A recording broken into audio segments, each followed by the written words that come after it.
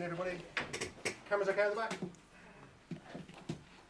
All good. Raise your hand if you want to ask a question. I will come to you as quick as possible.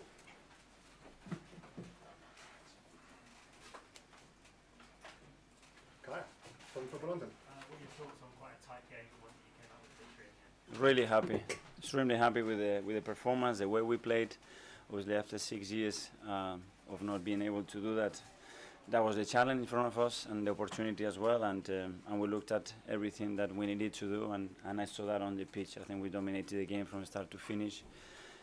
We created a lot of chances, a lot of dominance in the game. We give nothing away, and to do that here, be compliment to the players, because it's not easy at all to do that. It was a game, like you said, decided by the final margins.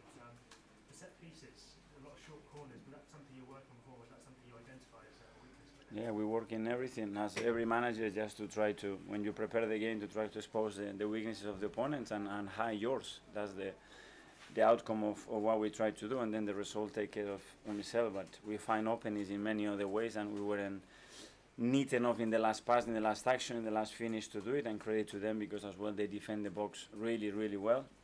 Probably the game should have been very different if Martinelli's goal it's allowed. It wasn't, and that's it. But super happy today. And how is Martinelli? Yeah, he felt it. I think it was the action after the run for the goal, and normally, obviously, it's not a player that have any muscular issues, but he had to come off. So let's see. Just on the shot calling for the goal, I think Sky had it at 26 seconds. It took Mikel to take the kick. Is that a yellow card? That's a yellow card. Is that a deliberate tactic to try and put off the opponent, or is it trying to hear from your coach which routine that he wants to use? Obviously, we prepare every situation in a way that we have to keep it for ourselves. We don't want to give nothing, as you can imagine, to the opponents. But we try to practice and set pieces as something huge, and for us as well, because we generate that many. You know, we are in the final set a lot, and we have to be really good at it, because it's a way to win the game, like all the many clubs do it. I know you spoke about before the game about the idea of finishers coming on as substitutes. That's the third game in a row that substitutes scored. Is that your message to the players now? Even goalkeepers, where you're not guaranteed a spot, but you now need to see the game as a squad game. But no one is guaranteed a spot. I don't have the guaranteed spot. We're here to perform at the highest level and to contribute with our best capacity to win games, you know, and that's what we have to do, and it's not different for anybody. And if we set ourselves those standards, whatever happens externally is never going to be bigger than that, and that's the aim that we have. Mikel, you know how important the home fans can be in the stadium. How pleased were you with the way your team played in respect to controlling the crowd? Yeah.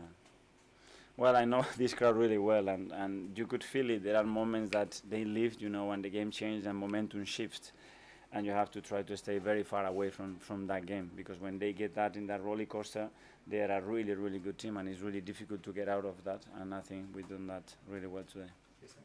So today David Ryan obviously started. What was the rationale behind getting him to start this game?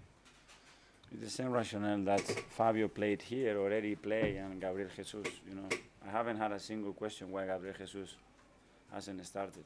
He has won more trophies than anybody else, including me, in that dressing room.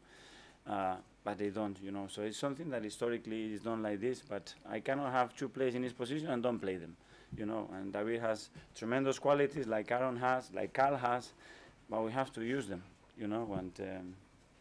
And it's like this. I'm a really young manager. I only been 3.5 years in the job, and I have few regrets for what I've done. One of them, it was that in 2 occasions, I felt after 60 minutes and after 85 minutes in 2 games in this period to change the keeper in that moment. And I didn't do it. I didn't have the courage to do it. But I'm able to take a winger or a striker and put a center defender back and go to a back 5 to hold that result. And we draw those games, and I was so unhappy. And someone is going to do it.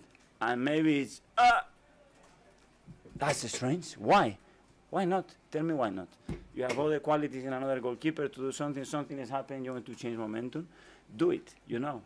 And it's a regret that I had. And now my feeling is to get everybody engaged there in the team, that they have to play, regardless of the competition, and do it. And it's my message. And with Ryan, obviously, with his sweeper keeper ability, he's often, especially at corners at the halfway line, a lot of the time outside his box. Is that obviously an attraction that Raya brings to you to pick him? We adapt to the qualities that our players have and try to make them play in their strengths, you know, and there are games to do certain things, games to do other things that in my opinion was really important against Everton, and we made the decision to try to benefit the team. That's it, you know, that's it.